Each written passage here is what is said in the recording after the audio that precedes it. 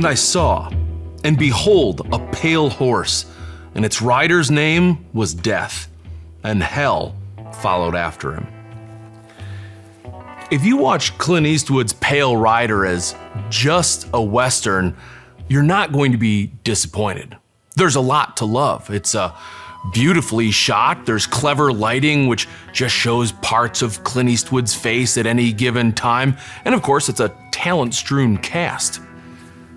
But if you watch Pale Rider knowing that the Pale Rider himself, or Preacher, as he's called in the movie, is a vengeful spirit or a revenant, it begins to take a whole nother interesting turn that just flips the genre on its ear. It's an ambiguity that keeps audiences coming back. Is he a ghost? Is he a vengeful spirit? Is he an angel in answer to a little girl's prayers? Is he dead? Is he alive? Is he just someone at the right place at the right time? Whatever your take on it, it's these supernatural and religious undertones that have kept Pale Rider a critic's choice for several decades. And in our December 5th through 7th premiere firearms auction, we have 3 revolvers, as used on screen by Clint Eastwood's Pale Rider. Let's dive right in. The hero gun. The one used in all the close-ups, the one in Clint Eastwood's hand, it's the Preacher's Remington New Model Army. Now, these would have been made from 1863 to 1865. They were, of course, purchased by the Union for the Civil War, but that took on a whole new life after Colt's factory fire in 1864, when the U.S. government had to buy other revolvers, such as the Remington New Model Army, and because of that, it became the second most issued revolver to the Union at that time. So quite a boon for Remington. Now, in the beginning of its life, it would have been, of course, a percussion gun at that time when you're in that 1863 to 65 range. It's been converted for cartridges, as we see here, and of course, in the film. Wonderful revolvers, saw a lot of use. And of course, after Civil War, there's a lot of surplus, so these are sold into the commercial market by the thousands, and of course they're converted by the thousands as well. You're in that time frame when, Rollin White's patent is coming to a close, but even before then, Remington was willing to pay Smith & Wesson a royalty, I believe as early as 1868, to use a bored-through cylinder, which kind of helps put us in a time frame for when Pale Rider is, and based on the abundance of cartridge-firing guns and men, hurriedly, ejecting cartridges, you can assume by the early 1870s. They're wonderful revolvers, and it's a great choice for the Preacher. Looking beyond the Colt single-action armies at the time, I think that's appropriate because the Remington New Model Armies had several advantages over the Colts at the time. Notably, the top strap here offering a stronger revolver. Like I said, they switched to cartridge conversion cylinders, notably earlier than the Colts. And of course, we have our quick change cylinder as demonstrated by the Preacher during his gunfight so smoothly, so calmly, and so quickly. Just a fantastic gun, a very appropriate choice for the Preacher, and of course he definitely would have had access to a cartridge conversion New Model Army at that time. It of course comes invoiced from Stembridge Rental Company, that famous Hollywood gun rental and prop rental, comes documented from Stembridge. It is the real deal.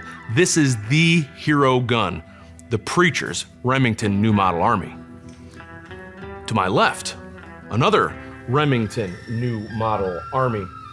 But while this is the hero gun, this is the Remington New Model Army that is used for all the blank firing sequences. So if you want the up close, as seen in Clint Eastwood's hand, we have the revolver for you. If you want the revolver that is gunning down LaHood's men one by one and silently stalking Stockburn's deputies as he goes around Carbon Canyon in the town, we've also got the revolver for you. Nothing to add historically. It is also a Remington New Model that has been converted for cartridge, and of course, Like most things in that Civil War period, there's more than one way to skin a cat. So you're gonna see these cartridge conversions done in any number of different ways. Notably here on the recoil shield, we have one that makes ejecting those cartridges just a little bit easier. Interestingly, this isn't the first Clint Eastwood movie that this Remington new model has been in. Those Stembridge invoices also state that this was on the set of Outlaw Josie Wales, almost 9 years earlier as well. So not its first time being in a picture with Clint Eastwood, and you'll find that a lot with these Stembridge guns. They've had other lives besides perhaps the movies that made them most famous. What a chance to hold in your hands one of the guns held in Clint Eastwood's hands in one of his most famous Westerns. Last on the table, only seems appropriate to end today with a revolver that essentially ended the movie. And this is the Preacher's Remington New Model Police. You can see it tucked in Clint Eastwood's belt throughout the entire movie, just hinting that it's going to be used at some time. And of course, in the movie's grand finale, its climax arguably, this little revolver comes into play. As you can see, the Police is quite a bit smaller than our new model armies. And that's because it starts production in 1865, post-Civil War era, when those big military contracts start to dry up for Remington. It's got to turn to the commercial market. Remington's no dummy. They've seen the success of Colt in the commercial market, namely with its 1849 pocket, and how well that is selling as a concealable pistol for urban areas. And so, what do we have here in 1865? But a small, more concealable pistol for the urban markets. These originally came out in 36 percussion. They also had a spur trigger version called the New Model Pocket. It's chambered in 31 percussion. But you might be asking, well, wait a minute, in 1865, how do we have a cartridge firing revolver? Because Rollin White's patent hasn't quite expired yet. You're a sharp viewer. And let's go right into that. So if you take out this cylinder, and it quick changes just like its big brothers do, they had a very clever way of kind of circumnavigating Rollin White's patent. And if you look at the back of the cylinder here, it's not a true bored through cylinder, but we do have a small plate on the back. So we do have a bored through cylinder, we do have recesses for the rims of cartridges, and we have this little disc. There's a post here, they line up, it sits in place every time, and now the cylinder is quote unquote no longer bored through, it's merely pierced for the hammer to get through to those cartridges. So they, to my knowledge, were never brought suit against by Rollin White. Now you'll see these, as mentioned, initially offered in percussion. There are cartridge conversions, and from the factory, you'll even see them offered, often coming with a percussion cylinder and a cartridge cylinder. So talk about a versatility at the time that, again, wasn't being offered by Colt, and for that matter, not by the earlier Remingtons either, but the ability to go from percussion to cartridge in the same gun must have been a pretty handy little feature for people. There's about 18,000 of these made, 18 to 20,000 depending on your source, and far fewer of those converted cylinders, but only one is pulled from the Preacher's belt at the end of Pale Rider, and it's this one right here. Serial number 6543. And it's with these three guns right here that the Preacher, almost single-handedly, saves the residents of Carbon Canyon, and to a greater extent, almost single-handedly saves the Western itself. I mean, Pale Rider comes out in 1985. Nobody wants to watch Westerns in 1985. They want big hair and muscle-clad action stars, or cop movies who play by their own rules, or maybe a few John Hughes films as well.